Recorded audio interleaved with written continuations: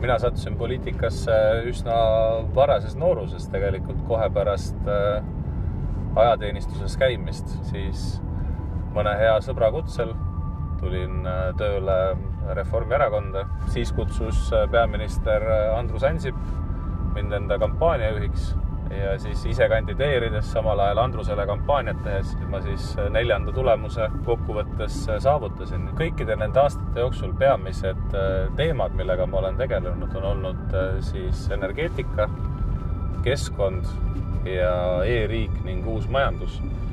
Ja ma arvan, et elektrituru avamine, gaasituru avamine, gaasivõrkude ost Gazpromilt ja nende iseseisvaks muutmine, Balticconnectori rajamine ja võib-olla kõige olulisemana ongi seesama uue majanduse debati algatamine. Et me olime üks esimene riik üldse Euroopa Liidus, kes reguleeris selle asemel, et keelata sellised platvormid nagu Taxify ja Uber ja selle seaduse eeskujul on võetud regulatsioon vastu ka Soomes ja Horvaatias ja Rumeenias ja ma olen veel päris paljudes riikides käinud ja rääkinud, et kuidas me seda tegime. Nii et me oleme päris suure asja ära teinud ja oleme paljudele riikidele sellega eeskujuks.